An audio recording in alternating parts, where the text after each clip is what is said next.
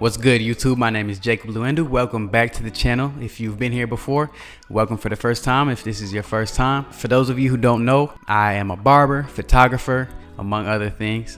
And today I thought that I would walk y'all through my photo editing process. I personally edit all of my photos in Adobe Lightroom. A lot of people don't know the full extent to what Adobe Lightroom is capable of doing. There's so much skin retouching and color grading features that Adobe Lightroom has. It's a very prolific, very extensive software. So I thought I'd walk y'all through my editing process, how I retouch skin, how I color grade, how I do all that cool stuff, and edit this photo live with y'all start to finish and talk y'all through the whole thing. I love photography. There's just something that's so satisfying to me from taking an image that might be a little dull, might be a little lifeless, and just really bringing it to life, making it pop, kind of making it, larger than life, so to speak. I love the ability to capture a moment and just really be able to add that vibe, that emotion into the image and just make it into a beautiful work of art. So today I'm going to be editing this photo. I'm gonna walk y'all through it step by step, and I hope y'all enjoy. All right, let's get into it. So I start out editing all of my photos by going to the healing tool. The healing tool is where you click to get rid of any blemishes. So acne, bumps, dark spots in skin, you use the healing tool. And it's the little band-aid icon in the right of the screen on Adobe Lightroom. So first I'll zoom in here. I'll adjust the size of the blemish tool or the healing tool to the size of whatever bump I want to get rid of, and then boom, just click over it. You see on my healing brush I have the feather set to 0 and I have the opacity set to 100%. Now just go around and click every single little bump that I can get, the big ones, the small ones.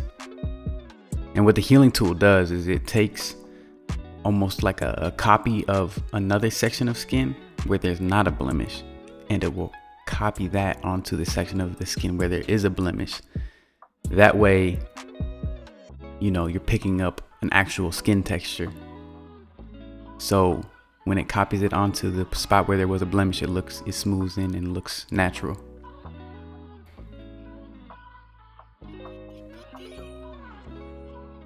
So this is probably the most tedious part of the photo editing process. It can just take a long time. This is probably the most time consuming part because you have to do this to every photo. So if you take 30, 40, 50 photos, or usually when I'm doing a shoot I'll take way more than that. I'll take 100, 200, 300, sometimes even like 1,000 pictures depending on how long the shoot is. But then in terms of the photos that you actually edit, if you're doing 20, 30, 40 plus pictures, it's very time consuming to do this amount of detail. And you'll see how long it takes for me to edit the full photo from start to finish. And if you multiply that by however many photos you're doing, then you can see why photographers charge a certain price for their shoots. It's not just for the time of the shoot, it's also for all the time and the hours that it takes to edit all of the photos. So now I'll turn the opacity down on the healing tool and I'll brush over those dark spots. So I'll put the opacity to 0 so that you can't see any edit, and then I'll slowly raise up the opacity until it just lightens the dark spot, but it doesn't completely copy that section where I'm taking it from, because otherwise you would see like the shape of the swipe and it wouldn't blend in realistically. So I just put the opacity up, not all the way, just like halfway, so that it lightens the dark spot, but you can't see the actual shape of the brush swipe that I did. I don't know if that made sense, but once you do it, you'll see what I'm talking about.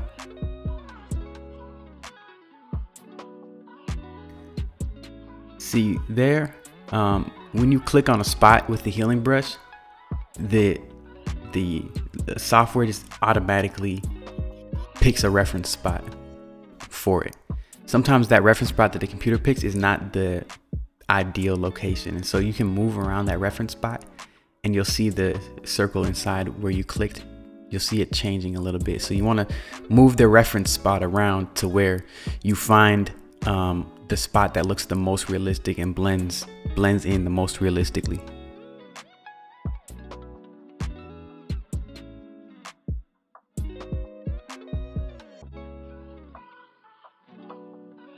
As you keep going through, you're gonna start seeing more and more little spots. Now, you don't need to take out all of the spots from the skin and all the texture of the skin, because, you know, texture makes skin look realistic. So you still do want some texture in your skin. You don't want it to look fake.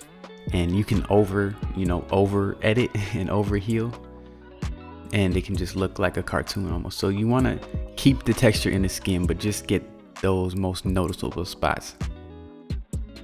The next thing that I'm gonna do once I'm done with the blemishes is, you know, I'll flip back and forth from the original and then to the edited, original to edited, and I'll make sure that everything looks good, everything looks realistic, everything looks in place. Make sure that there's still no visible spots once I, you know, zoom in and out. Sometimes you need to step away, you need to look away, and then once you look back, you'll see some things that you missed. So that's what I'm doing right now. And even sometimes, you know, I'll edit a photo, you know, I'll spend half an hour on it, get it where I want it, and then a day or two later, I'll go back to it and I'll be like, oh, no, I need to change that, and or I need to fix that, or I'll see another, you know, little blemish or, you know, color that I want to change a little bit.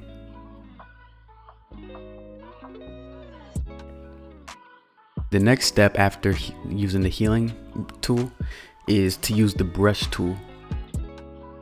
Now, the brush tool is really cool because what it does is any area that you brush over, you can edit just that area. So with the normal edits, the normal effects, it edits the whole image. But with the brush tool, it's only gonna edit where you brush, so you can be very selective and very detailed with the brush tool. Right now, what I do next is I brush over just the skin of the face.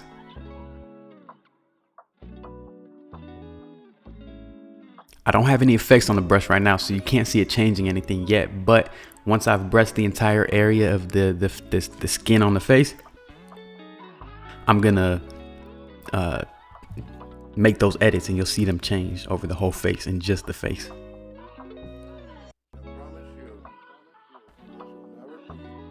A lot of people rely on a lot of people who are getting into photography. They think you need Photoshop to, you know, really do that in-depth skin retouching and whatnot. But, you know, I found that with the tools that's in Lightroom, you can really do a lot of dope, you know, skin work, a lot of dope texture work, a lot of dope coloring work that you don't even need Photoshop for. Checking to make sure that I have the whole area of the skin covered. So now, once I've brushed the whole area of the skin to my satisfaction, I'll take the texture tool and I'll move that down. See, you can see when I move it up, you see a lot of texture in the skin. When I move it down, you see no texture in the skin. So you got to find that right balance. You want to decrease the texture so that the skin looks very smooth and nice, but you don't want to decrease it too much to where it looks like a cartoon, or to where it looks like it's just sloppily airbrushed, or just, you know, kind of fake. You know, you want it to still look realistic. Now I'm going to close out of the brush and then reopen the brush so that I can add a new brush on. And now I'm just going to brush over the skin on the hands and the arms and the neck.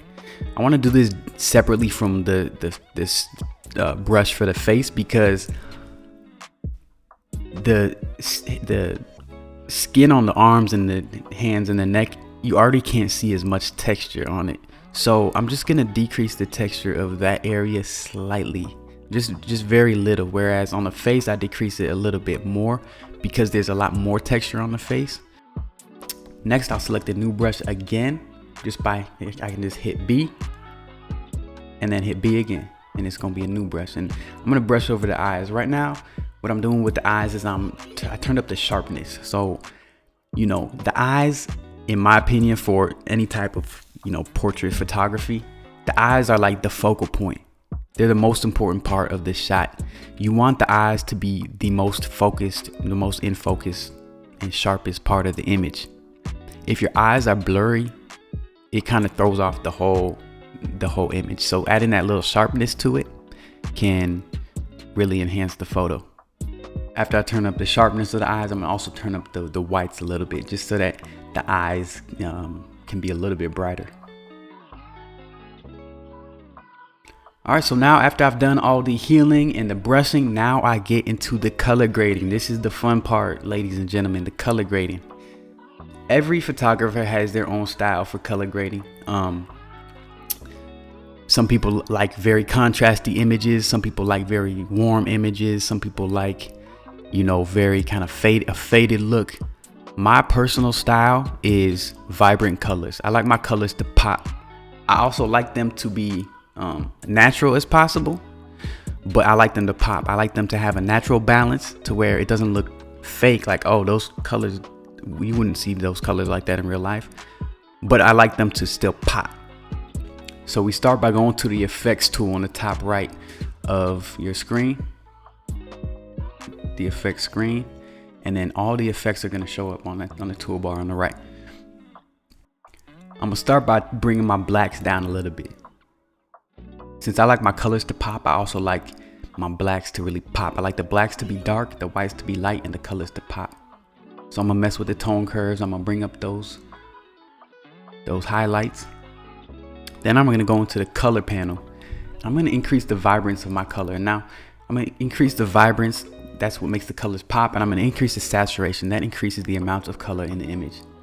Now don't worry, because it's gonna look a little weird. The colors are gonna look off balance at first, but we're gonna balance that all out. But I always start by bringing up that vibrance and that saturation, pretty high. Now I'm turning the temperature down a little bit because the backdrop, I like a more, I like the gray backdrop to have a little colder, more blue tint to it versus a warmer kind of yellow or orangish tint to it.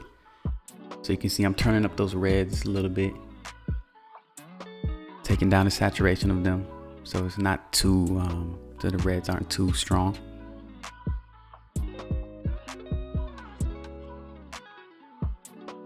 Pushing up the yellow slightly.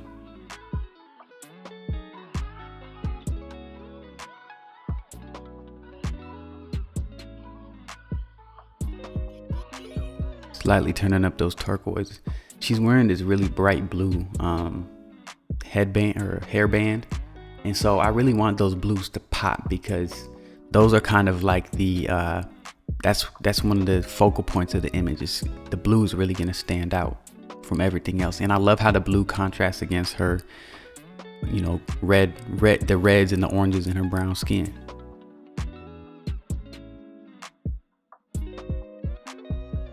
Now you don't want to bring up the colors, like you don't want to bring up the blue too much to where it looks fake, because that's really easy to do. If you bring it up too much, it's just gonna look fake, and people are gonna look at it like, it's just gonna look way too edited. Like it's gonna look fake. If you do it, you'll know what I'm talking about. So you want to find that balance to where it's very vibrant and it really pops, but it's not over the edge to where it's too much. That's my personal opinion. That's how I like to edit.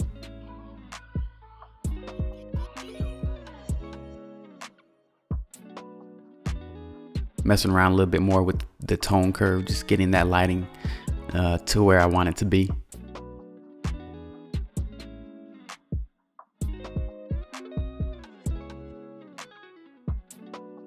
Now, a minute ago, you saw I turned down the temperature of the whole image, which, warm temperature, you're gonna have more oranges, more yellows, more reds, and then a colder temperature, you're gonna see it's gonna look more blue.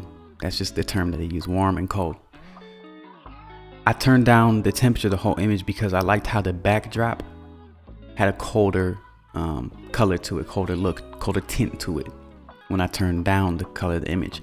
However, I liked her skin. I liked how her skin popped when it was warmer, when it had more yellows and reds popping out and less blue. So what I did is I turned down the temperature of the whole image, and then now I'm brushing just her skin. I'm brushing her skin over her whole body, and I'm turning that temperature up, making it warmer. so that the background will stay just nice and cool how I like it, but her skin is going to be more warm, more orange, more brown.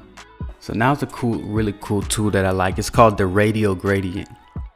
So this essentially functions the same as the brush tool, but instead of brushing onto an area, you get a round section. So you click and it makes a round section, and you can adjust the size of that section. You can make it more oval shaped or more circular shaped. But basically, just like the brush, anything within that section, that's what you're going to be editing. So you can turn up the brightness, or turn up the color, or turn up this sharpness, or turn up the texture of anything within that area. So what I like to do on a lot of my images is I like to put that radial gradient just on the face, and then turn up the brightness on the face a little bit. I go over to the exposure and I turn up the exposure. I do this because you want the face to be like I said before, you want the face to be the focal point of your image. The most important part of any image is the eyes, is the face. So that's where you really capture the emotion of an image. That's where you really capture, the vibe that you're trying to go for. And that's what's going to captivate the viewer and bring their eyes and their attention into the image. It's the face. Human beings, we just naturally are attracted to faces. So when you make the face a little bit brighter than the background, brighter than the rest of the image, it really centers that focus into the face. Your vignette, that also does the same thing. The vignette is a tool that darkens the edges of an image, the outside of an image, drawing your eyes to the center of the image. So we're doing all this to draw the attention, to draw the eyes, to draw the focus to the face. Now I'm taking the brush tool and I'm going to brush over just the lips. I want to give the lips just a little bit more color and just a little bit more depth. One thing I didn't mention about the radial gradient on the face is you want to make sure not to make it too bright. If you make the face too bright, you're going to be able to tell that it was edited. You're going to be able to tell that there's, a circle of brightness right there. So you got to find that right balance of not being too bright to where you see a circle of brightness, but still being bright enough to make the face pop and stand out. So I brush over the lips, turning the blacks down a little bit, taking the blacks down a little bit, just to kind of give the lips more depth. And I'm turning the whites up just to make those highlights on the lips pop a little bit more. Now I'm taking the brush tool again, and I just kind of felt like I wanted to add a little blush, little redness to the cheeks.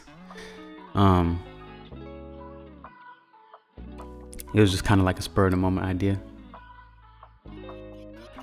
Now I'm gonna take the brush tool again, and I'm gonna brush over the eyes.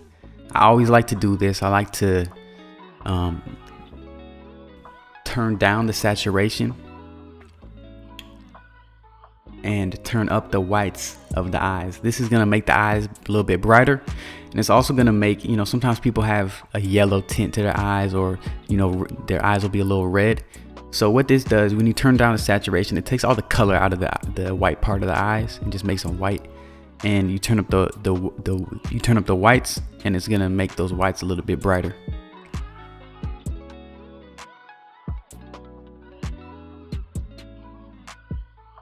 It's a subtle little tip, but it makes a big difference. And then you can also do the same thing to teeth. She's not smiling in this pic, so you can't see her teeth, but I also do that for people's teeth on most of my pictures. I'll turn down the color, turn down the saturation of the teeth, and then turn up the whites a little bit, turn up the blacks, up or down the blacks. I don't know how you would say it, but make the darks of the teeth less and make the whites of the teeth a little bit more, and turn down the saturation. This is gonna give people that nice white smile. Now you don't want to overdo it.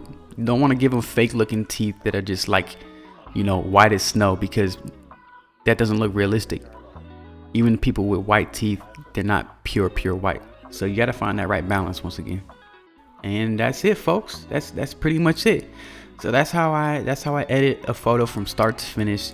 You know, the process is pretty much the same for pretty much all my photos, depending on somebody's skin, depending on how close up the image is, depending on what the lighting is like in the image. Certain things are going to take longer or shorter, or the process is going to vary a little bit, but that's pretty much the process that I go through when editing a photo in Lightroom. And folks, I edit all of my photos in Lightroom only. Thank y'all so much for joining. I hope y'all enjoyed the video. I hope that it answered some questions that you may have had, photographers or anybody who's been taking photos for a while or just wanting to get into it. I hope that this kind of gave some clarity and gave some good tips for you to be able to get better at your photo editing. If you feel like there's anything that I missed, or you feel like you still have some questions, go ahead, leave those comments below. And as always, please do me a huge favor, like the video, subscribe, and then share it with a friend, and be on the lookout for the next video. Might have to do with barbering, it might have to do with photography, might have to do with music, who knows, we'll see. So stay tuned. I'll see y'all soon. Peace.